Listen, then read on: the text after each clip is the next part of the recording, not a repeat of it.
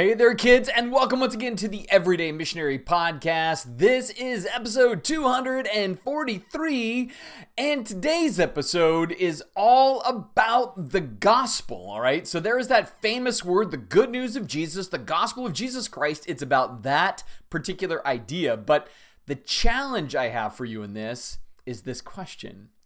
Is your gospel big enough? All right, that's the question of the day. Or maybe to put it differently, do you see the gospel, but in a way that is a bit too narrow, too small, not all encompassing, doesn't touch all the areas that Jesus himself desires to really graft into and transform through the power of the gospel? Now, I bring this up in the podcast for a whole host of reasons, right? So, as I've been kind of keeping up with the news the last few weeks, and again, we had another shooting yesterday at a hospital, and then we had the shooting last week in a school, and we see all of the different social tensions and the different parties that are clashing and the problems in the church and the problems in the world, and then I start to hear these cliche kinds of things coming out from Christians and from non-Christians, and then all the more it makes me think as a Christian what my worldview is, and then what shapes my worldview, and then how the gospel informs all of that.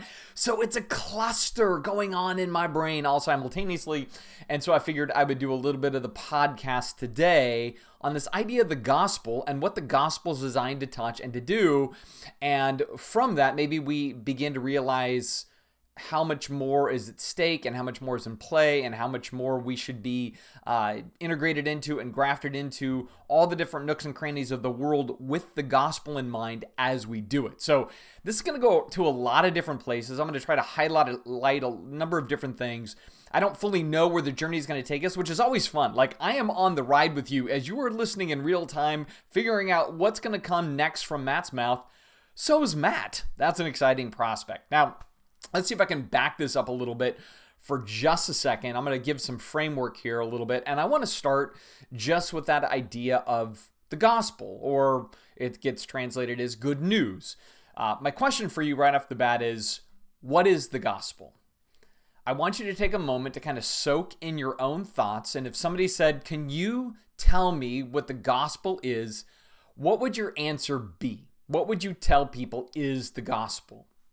Why don't you think about that for just a moment? I'm going to let you even kind of be in the silence of your car or your headphones or watching this online, which then you can see me. If you're one of the few that watch this stuff, you're like, well, he's just looking at the screen, pausing. All right, hopefully you have some sense of what the gospel is. Now, here's where I want to take you. In the New Testament, this word gospel or good news is the Greek word euangelion. Euangelion. So if you drop that at a cocktail party, you're going to be fancy, all right? So the word euangelion, which means good news, or gospel, it's where we get the word evangelism, evangelistic, evangelical, all come from this Greek word euangelion. If you see it spelled, it starts with an E, even though it sounds like ew, it starts with an E. It has this gamma nasal in there, this whole thing. So anyway, this idea is a pre-Bible idea. So the Bible didn't come up with the word gospel, nor good news, or euangelion. This is an old term that was used in that culture for when a general or a leader would go into combat in some location, and then the forces would be out front, the leader would be back behind, a rider would come from the front to tell the leader, euangelion, good news, the victory goes well, or we have defeated, we've conquered, we've won, we're pushing them back, whatever it is. That was kind of the idea of this word, right? And so we want to remember that when we read these words in the Bible, they have reference outside of the Bible, and the Bible reader or the hearer of the day would hear this word and make associations with it that then were kind of in light of Jesus getting newer, deeper associations, but they were still rooted in the former thing, right? So in this sense, when we think about the good news or the gospel of Jesus, we're thinking about a victory that has been won, right? So some decisive impact that was made that changes everything or turns the tide in a conflict and moves things from one thing to another thing. And And so in the context of the New Testament, the good news was the victory that the kingdom was at hand, the kingdom was emerging into the world, the values of the kingdom were the new way in which we would see the forces of darkness. And I'm going to put that in air quotes here because, again, I want to be clear that the forces of darkness span many different things, everything from people that we associate with to things we can't even see, right? But the whole idea is that this advancing victory of Jesus and kingdom was now infiltrating the world and is going to bring transformation and change based on the way that he says to advance the kingdom and the agenda of the kingdom. So this goes back to all the upside down and backward stuff that Jesus says to do. This is how the victory of the gospel then proceeds. And so where the old school way of doing it was kill your enemy, defeat your enemy, thwart your enemy, oppose your enemy. Now Jesus is saying, no, we don't do it that way. Rather, we love our enemy, we do good to our enemy, we pray for our enemy. Used to be you punch somebody in the face, but now you turn the other cheek when you get punched in the face. It used to be that you tell people to pound sand when they tell you what to do, but now I'm telling you go twice as far as you would have normally gone and twice as far as even you're required to go to really do things differently. So Jesus upends the whole thing and says, I have produced victory in this world. Now you need to go live in the scope of that victory and drive that victory forward through this gospel and kingdom combination that authentically changes things. Now, to do that takes great faith. I'll be honest, like the thing I dig about Jesus is that it so demands faith to do all that stuff that he tells us to do, right?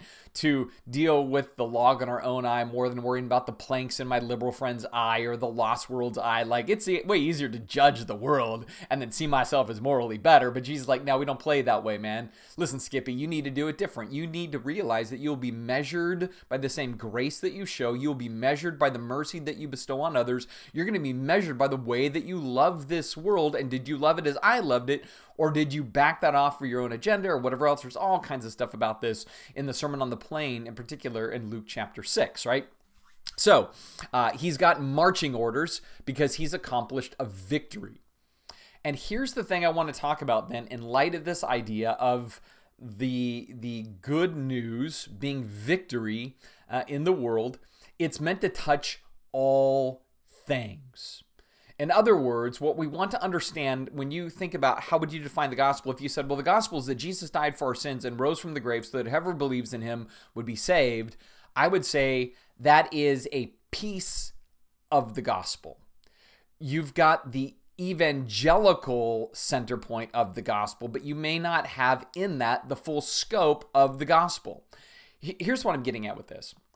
We sometimes in evangelicalism, we reduce this all down to the saving of souls, right? If like nothing else matters but to save souls. And if we accomplish that one goal, we've accomplished all the goals. Now, I want to be clear. I'm a big fan of seeing souls saved through the gospel.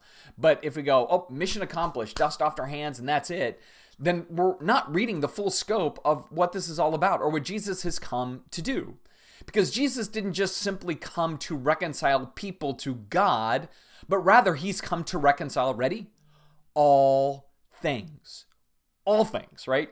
See, one of the things we have to understand is that if sin has affected the world, sin doesn't just affect the person. Sin affects all sorts of things. And if Jesus came to the world to defeat Satan, sin, and death, right, those three things, then that touches all things, right? Everything dies. Animals die. Plants die. Entropy happens. And therefore, if Jesus came to defeat death, it's not just the death of people, but it's the death of death, the death that brings all things in the universe, the death that is felt by all things in the universe. He's come to conquer that death too. So suddenly the good news isn't just he saves you from your death, he saves everything from death. Suddenly the good news of Jesus is much bigger than just human beings. We also know that our sin affects all the systems of this world, right? It affects monetary systems and political systems and social systems and educational systems, marital systems, parental systems. Sin is all over the place to be found. And to be clear, I want to be kind of particular on what I mean by sin. Sin is to miss the mark of the standard of its it's perfection, or maybe perfection is not the right word, but like if there is an optimal way that things should be done where there is justice and equity and purity, all of that mixed in there, and anything below that, that is sin. It doesn't always have to be mean and barbed and calling something a sinful thing as though we're saying it's an ugly thing. That can be very, very true. But sin is simply to miss the mark, to step over a line that was established, to not hit the 100% on whatever the thing is. And we know that all sorts of systems, churches and businesses and friendships, they're all affected by sin. So if Jesus came to conquer sin and Jesus came to conquer death, then all of this idea of gospel is much bigger. He's having a victory over all of those things. And the reason this is important to me is, again, I was thinking over the last couple of weeks, it took like 2 days before there was the gun debate after the school shooting. And, is it guns that are at fault, or is it the evil that's in people's hearts that are at fault? And typically the more gun supporting kind of tribe, and to be clear, I have more guns than there are entities in my home that have heartbeats, all right? And that includes animals. So if somebody's like, he's just anti-gun. No, I'm just anti-dumb. And with that, I sometimes go, we on the side that has firearms, we can be a little silly in the statements we make. They sound like platitudes without empathy or whatever else. And so I was listening to these things where it's like, it's just the evil in people's hearts. The problem isn't the firearm and everything else. And I go, that just decides that the sin involved in this whole discussion is only the sin of the heart of the person that uses the firearm. And it doesn't weigh out, again, the marketing practices of manufacturers. It doesn't weigh out the celebration of things in Hollywood or video games. It doesn't weigh out whether having an amendment that celebrates firearms may bake something into our cake that has a negative side as well as a positive side, because for many ideologies and ideas that are positive, there is a dark underbelly to those ideas as well. We see that in free market ideas and everything else. You need greed in the equation at times for it to fully work, and therefore there is a dark underbelly, even though the free market provides a lot of opportunity and a lot of advancement and a lot of kind of doors that are open to people for all sorts of good things. There's also a bad thing in there. And then it just reminds me then that the gospel is meant to touch all those areas, and we're to have gospel thinking so that we're redeeming not just the souls of people, but we also want to be a part of the quest of redeeming the soul of our society. We want to be a part of the quest of redeeming the soul of economics or of business or of entertainment or whatever else. Like, all those things apply. And I believe that Jesus is wanting to speak into and really bring restoration, bring redemption to all those things. And I'm not just saying that because I have a certain weird theology system called postmillennialism, which maybe I'll get into that in a second. But I'm saying that because when I read the New Testament, I see this emphasis on all things. And so I'm going to read some passages to you right now to give you a sense of the all things, right? So in Colossians chapter 1, verses 15 to 20, it talks about Jesus, and it says, he is the image of the invisible God, the firstborn over all creation. Right? So remember back in Genesis, right? Where God's like, I'm going to make this thing and it's going to be good, very good. And then he rests. He comes to rest in that space on the seventh day to be in it and with it. And he walks with the man and the woman in the garden in the cool of the day. And there's relationship and continuity and everything else. Like, all the things that he made were good. All those things that he made were made through him and by him and for him. And that's exactly what it goes on to say. For by him, by Christ actually, all things were created in heaven and earth, visible and invisible, whether thrones or dominions or rulers or authorities. All things were created through him and for him. And it is before him all things hold together, right? So suddenly you got to want to remember that all things means all things, right? Now let's veer this out a little bit into Romans chapter 8. He says, for I consider that the sufferings of this present time are not worth comparing with the glory that is to be revealed to us. For the creation waits eagerly with longing for the revealing of the sons of God. For the creation was subjected to futility, not willingly, but because of him who subjected it, in hope that the creation itself would be set free from the bondage to corruption and obtain the freedom of the glory of the children of God. For we know that the whole creation has been groaning together in the pains of childbirth until now, right? Not just creation, but ourselves. So let's bolt these together for a second. Right? When our world went off the rails, right? In like Genesis chapter 3, and sin and death entered the equation, that has an ontological rooting, not just simply a practical rooting. Now, I know some of you are like, okay, ontological, what is that? Fancy word for its essence or its being, right? So the ontological idea here is that the essence or being of creation then had sin and death built into the equation. And not just people, but all the systems became sinful. Now, certainly a lot of the systems are sinful because people run systems, people work in systems, they bring their sinfulness to the system, which only makes the system more problematic at times.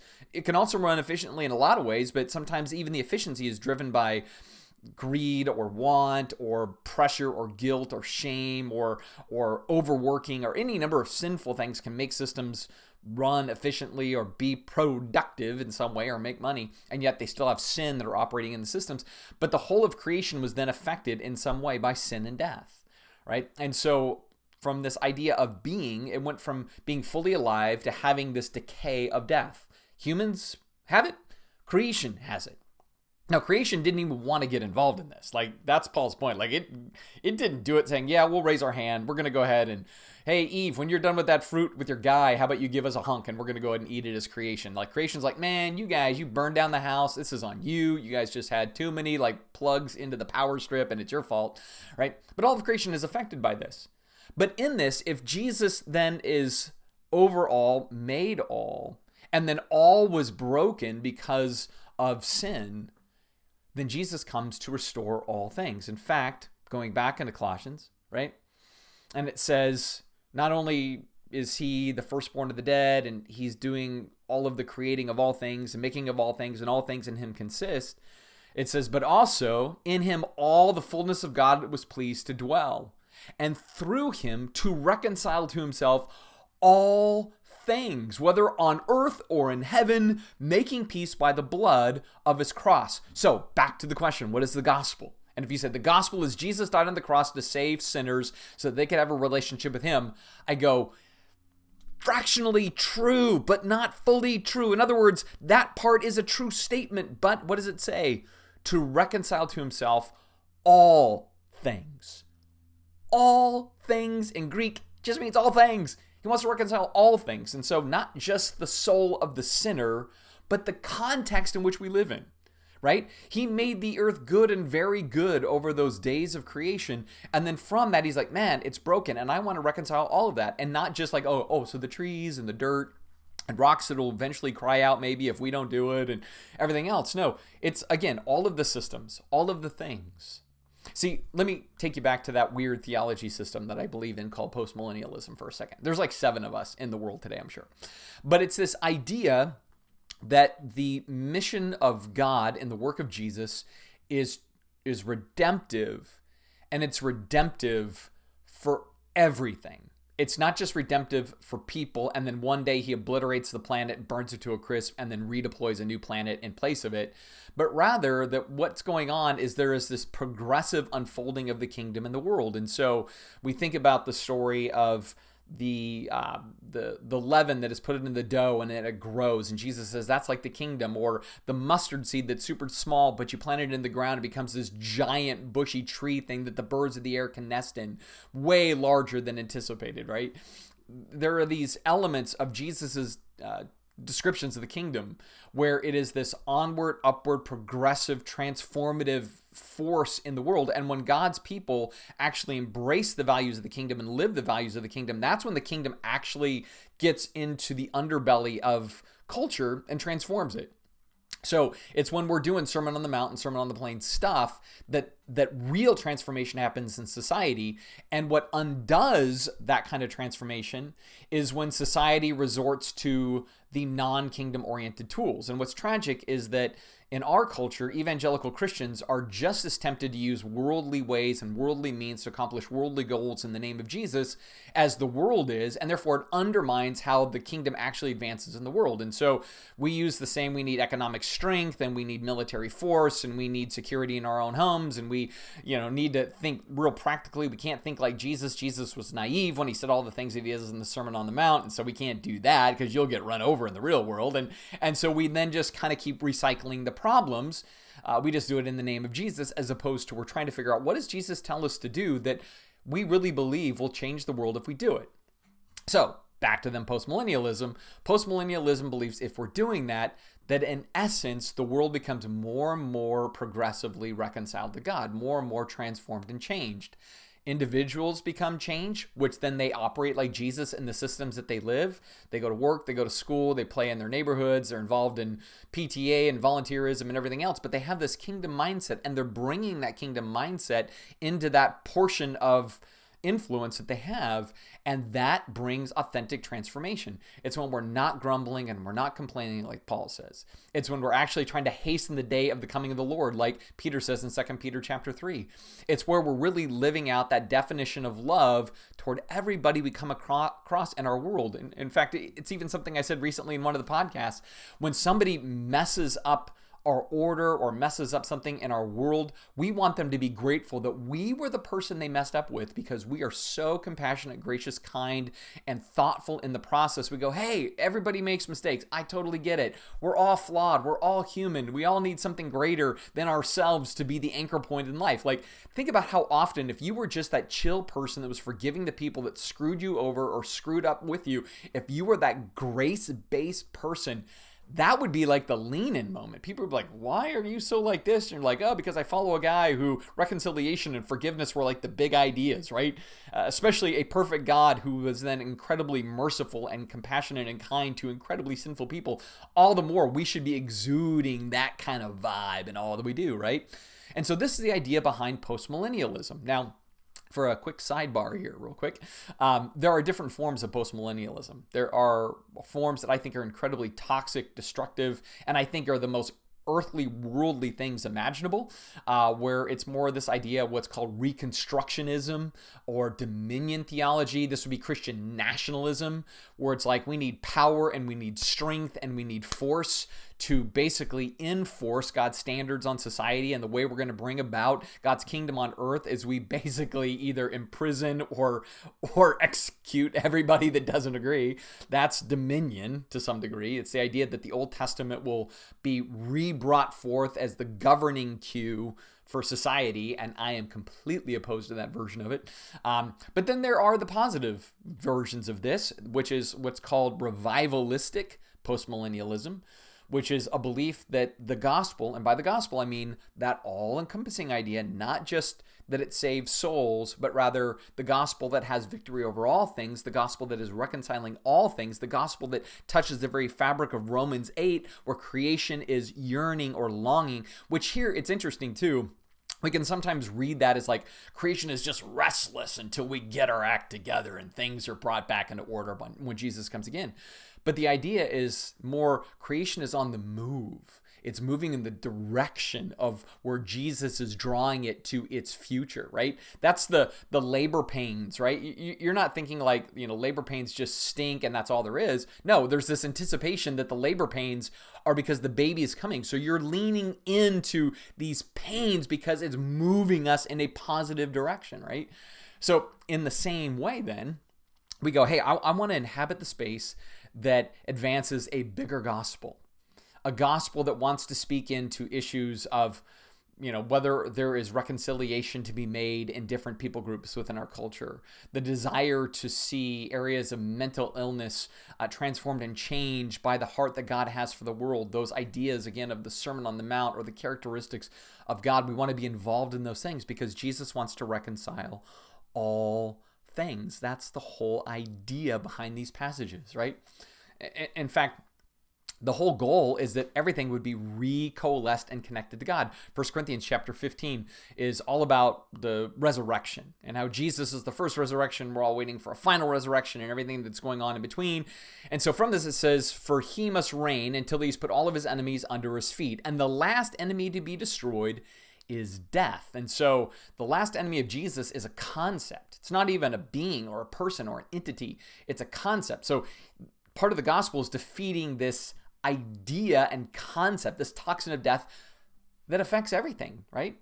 Death affects the tone that you experience at the DMV when you go to get your license renewed, right? Like, that's the tone of death, man. And when you watch the news, you see the tone of death. When you watch warfare, you see the tone of death. When you see markets rise and fall, you're seeing the tone and influence of death in the world. And so the gospel is meant to restore all these things. It says, for God has put all things in subjection under the feet of Jesus, right? Until all things are finally subjected one day. Why does he do this? It says at the very end, so that God may be all in all. Which I don't know if you've thought about that. That God may be all in all. Maybe to say it a little bit differently. That God would be fully present, realized, felt, and really driving the activities of all things in all ways. That God would be in all the things and systems and persons that are at play in his universe. Right? That's the coalescing that he is moving toward. That is the coalescing that the gospel is driving forth to see accomplished. Right? Even in Habakkuk, see if I have it here. Yes, it says, one day the earth will be filled with the knowledge of the glory of the Lord as the waters cover the sea. Right? The earth will be filled with the knowledge of the glory of the Lord. Everything on the planet, all the systems, all the persons, all the stuff, all the actions and reactions and everything else, all of that is going to be connected to God. Therefore, is your gospel big enough? Because here's the thing. The gospel is a message of victory, that Jesus has accomplished what is necessary to restore and redeem and recover the world, right? Not just a small percentage of human beings, but everything. He wants to recover and restore everything. These are just the passages I'm reading. Sometimes we read all and we read over the top of all as though all isn't all, but all is all, right?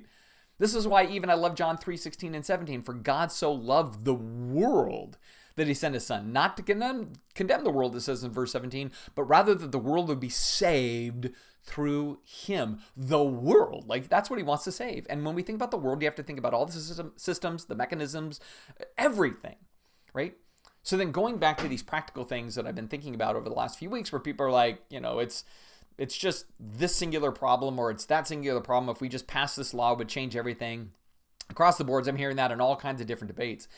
The abortion debate's the same thing. If we just pass this law, it solves everything. If we just get rid of this law, it solves everything.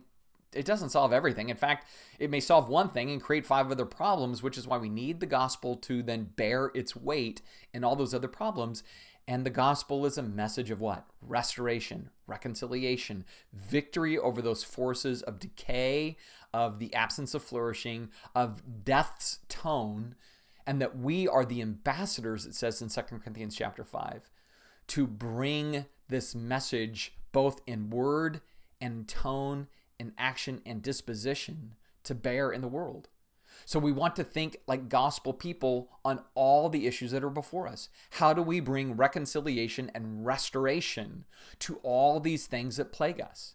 Not just sound bites or siding up on a political side or saying something that makes me feel good or posting a meme that targets my enemy in some social or political way. In fact, that's anti-gospel. That undermines all of this, right? Every time we're just poking at the other side of some issue, every time we're mad at the other side of some issue, anytime that we're just like, their idea is stupid and this is the real true idea right here, so often it just undermines what the mission of the gospel is. And so we want to see ourselves as peddlers of reconciliation. We want to see ourselves as, I love the product so much, I bought the company, right? And we're kind of shelling out our love of what reconciliation entails, what restoration entails, what bringing flourishing entails. So when we're looking at all the different topics we're dealing with, we need to not have reactions. We need to have thoughtful, prayerful responses of, well, how would I see this truly reconciled? Not just I have a sound bite, but how does the gospel inform my response to this right now? How does the gospel remind me of what I'm meant to do? And by gospel, the gospel is, hey, good news. There are new values in play that can change the world if you actually do them. And those values are kingdom values. If you do those things, even though it's going to take great faith because it's going to feel like recklessness to do them, honestly, I look at the message of Jesus, I look at the things that he calls us to, and they're flatly stupid in the real world. But Jesus promises that's the only thing that will change the real world. See, I think we kind of go, I believe the Bible, it's the word of God, I'm going to trust it with everything. but I'm going to do stuff that insulates and protects me in the real world. Like, well, then the real world is going to stay as it is, under the decay of death, under the sway of sinful impulses and agendas, and protecting me, even if it's at the cost of somebody else, or protecting what I value, even if it devalues another human being in the process of that. This is where we have to work harder. And I'm not saying this is easy stuff at all. Just what I'm trying to say is we want to have a broader vision of the gospel. We want to see that Jesus came to, in fact, put all things under his feet so that the fullness of him would dwell all in all. That's what it says in Ephesians chapter 1. Again, there's that all in all. Because as 2 Corinthians 5:19 says, he's reconciling the world to himself. The world. All things in the world. He's reconciling all these debates to himself. He's reconciling all of these conflicting political ideologies to himself. And we, because we have life, and we, because we're ambassadors, because we have been brought behind the curtain, we see the real mechanisms in place, we see what's really going on. We've been told our enemy is not Putin, and our enemy is not the left, and it's not the right, and it's not people from Central America trying to cross our border, and it's not up in Canada and everything. Those are not our enemies. These people that are posting things on social media that drive you crazy, not your enemy, right? They're all victims. We're all victims of a system. But we have been brought behind the curtain in Jesus to see the world differently. And in seeing the world differently, we should be desperate to see flourishing touch all corners of our world. Again, monetary, political, social, educational, you name it. It touches everything. And I know this is a big ask to suddenly start looking at everything through that lens. But here's the problem. We as human beings are already looking with lenses at everything in our world. And we're constantly, this is the solution for this, and that's the solution for that, and just make a law for this, or remove a law for that. And we think it's as simple as that. But there must be deeper kingdom values that are driving than how we make statements, support concepts, vote our conscience. I don't want us to vote conscience as much as I want us to vote kingdom, frankly. It's this vote my conscience stuff. I don't fully trust my conscience, but I do trust kingdom, all right? So vote kingdom is the key, and being involved in all the different areas, bringing Jesus to bear on that. If you work in a corporation, or you run a business, or you teach in a school, it should be constantly, how do I bring the gospel that reconciles all things as creation yearns? How do I bring that into this particular context? Yes, part of the gospel saves souls. That's, as a saved soul, I can think with a reconciliation mind, right? But the gospel is not just done with souls, because the gospel is about God restoring the world to himself and all the things in it, so that one day, man, the knowledge of the glory of God will be like how the waters cover the world, right? And it'll be fresh water. We see that even in like Ezekiel and Zephaniah, and we see this in Revelation, like this idea that God is taking the salty, toxic and turning it into fresh, teeming with life things. That is his mission for the world. And that is the mission that you and I get to live. And if we figure out how to live that in our little corner and space of the world, then all the more we will be effective, everyday missionaries.